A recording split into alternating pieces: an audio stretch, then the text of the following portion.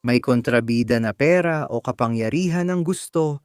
May iba namang gustong baguhin ang realidad, utusan ang mga Diyos, o maging kamatayan.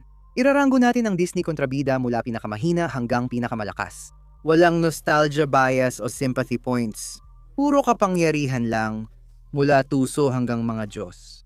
Isa lang ang pwede sa tuktok, kaya simulan na.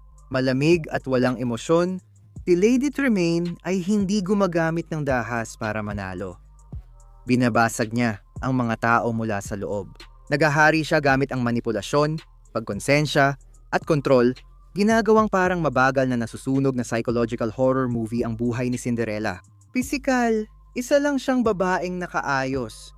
Pero sa isipan, chess grandmaster siya laban sa mga taong di alam ang mga patakaran. Ikulong ang isang babae sa isang kwarto, nakawin ang kanyang kinabukasan na may ngiti, at matulog na parang sanggol pagkatapos. Yan ang kahusayan ng isang kontrabida. Ang pinakamalaking kahinaan niya ay kapag nawala ang kontrol, wala na siyang laban. Si Cruella ay bunga ng pagsanib ng pera, kabaliwan, at moda sa 120 milya kada oras. Mayaman, maingay, pabaya, at handang gumawa ng krimen para lang sa Amerikana. Di man siya nakakatakot tingnan. Bumabawi siya sa matinding pananakot, pera, at tapang gumawa ng kabaliwan kahit araw. May tauhan, kotse, at impluensya siya. Pero kapag pumalpak ang mga bagay, natataranta si Cruella. Padalos-dalos at pabaya siya. Kaya isang maling galaw lang ay pwedeng masira ang buong plano niya.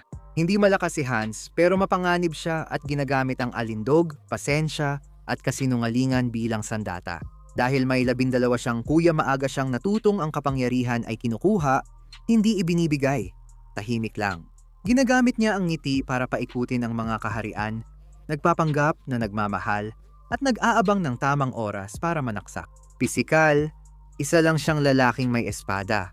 Pero sa politika, muntik na niyang maagaw ang kaharian nang di namamalayan na siya ang kontrabida hanggang huli na. Ang pinakamalaking kahinaan niya ay ang kanyang ego. Kailangan pa talaga niyang ipaliwanag ang plano. Si Inang Gothel ay masama ngunit laging nakangiti. Hindi siya sumasakop ng kaharian, kundi dinudukot ang mga sanggol at niloloko sa loob ng 18 taon gamit ang manipulasyon. Pinaniwala niya si Rapunzel na delikado ang labas, siya ay mahina, at si Gothel lang ang makakasagip sa kanya. Mas malakas siya kaysa akala mo. Nakikipaglaban siya gamit ang kutsilyo, natalo si Flynn at ang mga armadong lalaki, ngunit ang totoong panganib ay psikolohikal na kontrol. Ang pinakamalaking kahinaan niya ay ang kayabangan. Naniniwala siyang perpekto ang kanyang manipulasyon at dahil sa pagkukulang na yon, napatay siya. Si Clayton ay puro lakas, baril at ego na nakabalot sa kaki. Isa siyang propesyonal na mangangaso na tinatrato ang mga buhay na nilalang na parang tropeyo at hindi ligtas ang mga tao sa listahang iyon.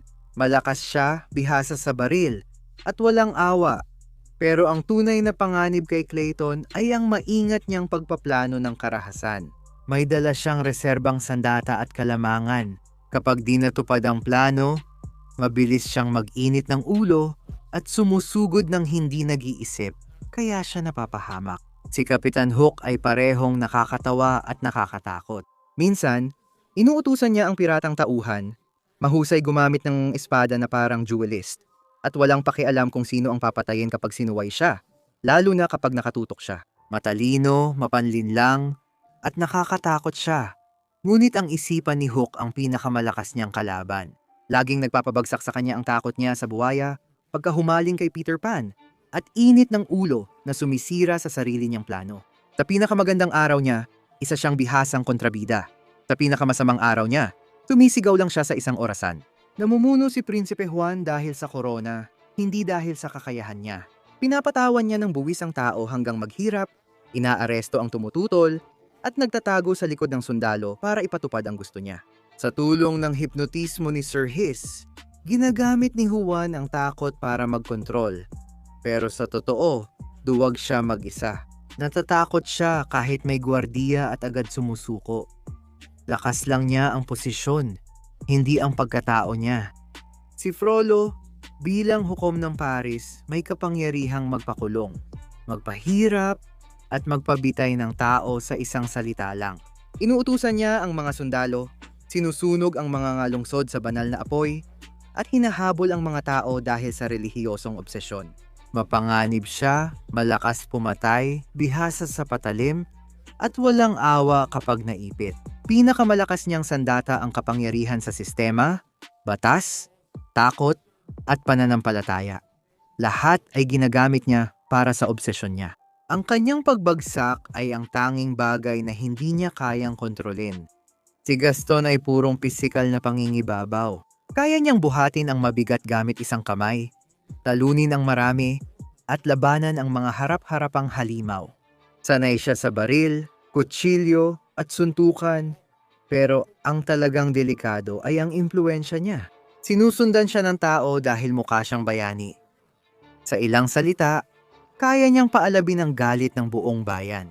Hindi matalino si Gaston, pero hindi na niya kailangan dahil lakas at reputasyon ang nag-iisip para sa kanya. Si Sean Yu ay digmaan na naging tao. Pinamumunuan niya ang libu-libong sundalo, winawasak ang mga baryo, at nabubuhay kahit sa mga bagay na dapat ikamatay niya, tulad ng pagguho ng niebe. Malakas siya, mabagsik at walang takot. Sa laban, gumagamit siya ng espada, pana at kamay. Lahat nakamamatay. Pero ang tunay niyang lakas ay pamumuno. Saan man maglakad si Sean Yu, sumusunod ang isang hukbo. Hindi siya nanlilinlang, siya ay nananakop. Hindi malakas si Scar, matalino siya para magpagpatayan ang mga malalakas para sa kanya. Pinatapon niya si Simba gamit ang panlilinlang, niloko ang mga hyena para suportahan siya, at pinlano ang pagkamatay ni Mufasa nang hindi siya mismong pumatay. Bilang isang mandirigma, mas mahina siya kaysa kay Mufasa at matindi ang pagkatalo niya kapag napilitan siyang makipaglaban ng patas. Ang kapangyarihan niya ay galing sa pakana, kasinungalingan, at pagtatago ng sarili hanggang sa mabunyag ang katotohanan at bumagsak ang lahat. Si Shere Khan ay tunay na mandaragit na nananalo gamit ang takot, lakas at paghahari. Hindi niya kailangan ng panlilinlang. Kilala ng lahat ng hayop sa gubat ang pangalan niya at karamihan ay takot itong banggitin. Mas malakas siya kaysa sa karamihan, walang awa at di tumitigil kapag may target na biktima. Ang tunay niyang kahinaan ay apoy. Takot siya rito, iniiwasan, at ito rin ang naging sanhi ng kanyang pagbagsak. Namumuno ang reyna ng mga puso sa kaguluhan at madalas mag-utos ng pagpugot ng ulo kahit kailan niya gusto. Pinamumunuan niya ang hukbo ng baraha at ang kaharian gamit ang takot at sumpong. Pero emosyonal at mental, siya'y di matatag. Lokohin, purihin, guluhin siya, siguradong babagsak. Ang kapangyarihan niya ay lubos hanggang may makatalino sa kanyang isip bata. Si Yzma ay kaguluhan na may suot na lab coat. Dalubhasa siya sa potion, lason, at mahika ng pagbabagong anyo. Kayang gawing hayop ang tao. Burahin o patayin ang kaaway gamit ang isang patak ng lason. Madali niyang nakuha ang buong imperyo, lalo na't kasama si Kronk na laging handang tumulong. Pinakamalaking kahinaan niya ang sarili niyang kabaliwan. Pinapahirap niya ang simpleng plano at sinasabotahe ang sarili. Hindi naman malakas si Yokai. Ang teknolohiya niya gamit ang microbot ay kayang lumikha agad ng kulungan, sandata, pader at hukbo. Napabagsak niya ang buong superhero team ng sabay gamit ang dami at kontrol. Pero ang lahat ng kapangyarihan niya ay nakadepende sa isang bagay, ang kanyang maskara at mga microbot.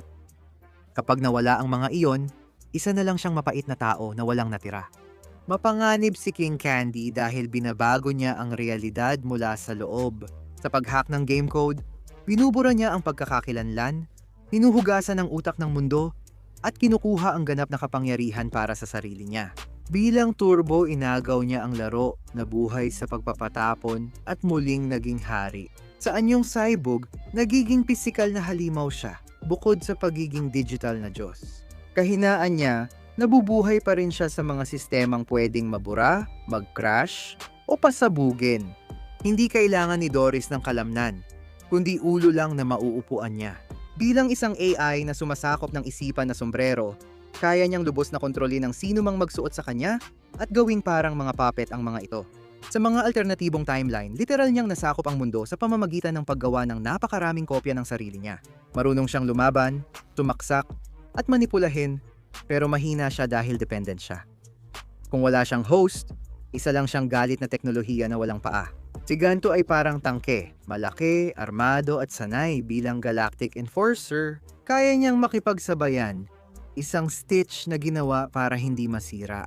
Naguutos siya ng advanced na sandata, starships, at military tech. At ang laki niya ay bangungot na sa malapitang labanan. Hindi siya palihim o matalino, pero kapag dumating siya, may nababasag. Ang masamang reyna ay purong itim na mahika. Kaya niyang magbago ng anyo, lumikha ng sumpa, gumawa ng lason sa mansanas, at manipulahin ang kapalaran gamit ang salamangka. Hindi niya kailangan ng hukbo. Pumapatay siya gamit ang plano at mahika. Kahinaan niya ang pagka-obsession. Dahil sa selos at sobrang pagtutok, ito ang naging sanhi ng kanyang pagkamatay. Si Oogie Boogie ay tungkol sa sugal, patibong, at bangungot. May kasino siya ng kamatayan na puno ng kontrol, patibong, sandata, at tauhan, at mas malakas pa kay Santa Claus. Pero siya ay binubuo lang ng mga insekto. Kapag naputol ang sinulid, nagkakahiwa-hiwalay siya. Nakakatakot siya hanggang mapansin mong isa na lang siyang maluwag na tahi bago maging tumpok ng insekto. Hindi lang manloloko si Dr. Falacer, isa rin siyang mangkukulam na may kasangga. Sa voodoo, anino, sumpa, ilusyon, at kasunduan ng kaluluwa, kaya niyang manipulahin ang tao, kontrolin ng espiritu, at baguhin ang kapalaran. Ang hukbong anino niya ang nagpapalakas sa kanya, at ang mahika niya ay pinapayagan siyang lumaban mula sa malayo. Hindi siya nagiging pinakamataas dahil mortal pa rin siya at may utang sa mas nakakatakot na nilalang. Si Tamatoa ay dambuhalang halimaw na balot sa ginto at kayamanan at sapat ang lakas para talunin si Maui. Kahit wala ang mahiwagang kawit ni Maui, kaya niyang durugin ang mga barko gamit ang kanyang mga kuko. Hindi masira ang kanyang kabibe at di siya kayang saktan ng karamihan. Kahinaan niya ang kanyang kayabangan.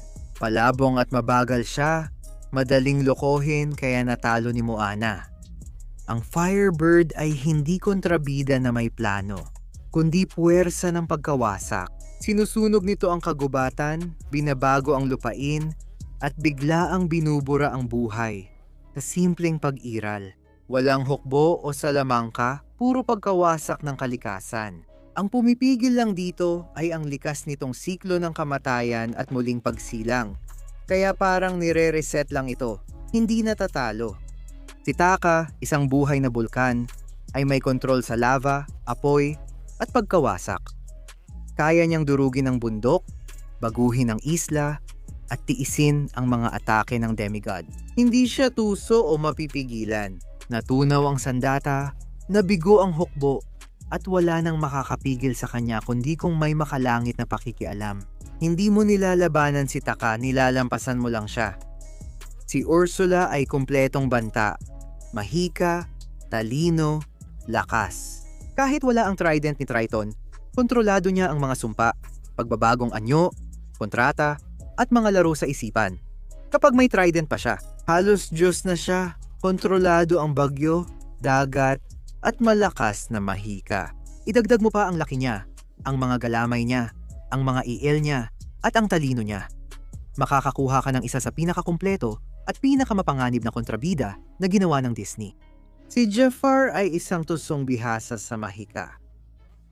Kahit bago pa siya naging genie, mayroon na siyang hypnosis, itim na salamangka, kontrol sa isipan, ilusyon, at kakayahang makita ang hinaharap gamit ang mahiwagang tungkod.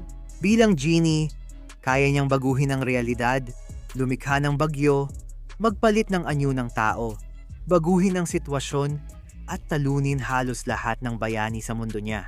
Ang tunay niyang kahinaan ay mga patakaran, kahilingan, lampara at teknikalidad. Malakas siya sa kapangyarihan, pero nadadapa sa estratehiya dahil sa kayabangan. Si Maleficent ay hindi lang gumagamit ng mahika, siya mismo ang mahika.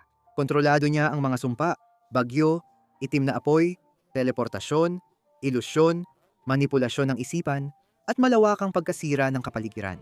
Madali niyang nililikha ang tinik na kagubatan, kinokontrol ang hukbo, at nagiging dragon na bumubuga ng berdeng apoy na tunaw kahit bato.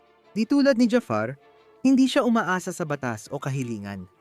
Likas, palagian, at nakakatakot ang kapangyarihan niya. Ang hari na may sungay ay necromancer. Sa mga paa niya, kinokontrol ang itim na kaldero na bumubuhay ng hukbong mandirigmang patay na di napapagod o namamatay. Kaya rin niyang mag-teleport, gumamit ng itim na mahika, at may lakas na kayang tumapat sa mga bayani. Ang problema niya, hindi siya matibay para mabuhay laban sa sarili niyang sandata. Inuutusan niya ang kamatayan pero di niya ito kayang labanan.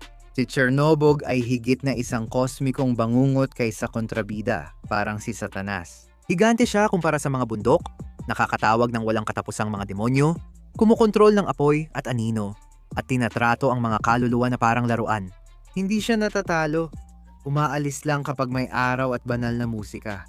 Hindi ito nangangahulugang mahina siya, kundi nilalang siya ng purong kadiliman na liwanag lang ang makatataboy. Si Hades ay Diyos na namamahala sa mga kaluluwa, kontrata ng kamatayan, apoy ng impyerno, mga halimaw, sumpa at ilalim ng lupa. Inuutusan niya ang mga titan, kontrolado ang kapalaran, at hindi siya tuluyang mapapatay. Kahit matalo siya, palagi siyang bumabalik dahil hindi siya sakop ng kamatayan. Hindi siya ang pinakamalakas na Diyos sa mitolohiya, pero ayon sa Disney, siya ang endgame. Si Nalo ay Diyos ng bagyo at kaguluhan sa dagat. Siya ang may kontrol sa bagyo, kidlat, kadiliman, at takot. Binabaluktot niya ang realidad gamit ang alamat at paniniwala at pinapakain siya ng takot. Hindi espada ang laban kay Nalo, kundi pananampalataya, kwento, at pagtutol. Sa usaping kapangyarihan, nasa antas Diyos sa alamat si Nalo, kung saan hindi nababagay ang mga karaniwang kontrabida.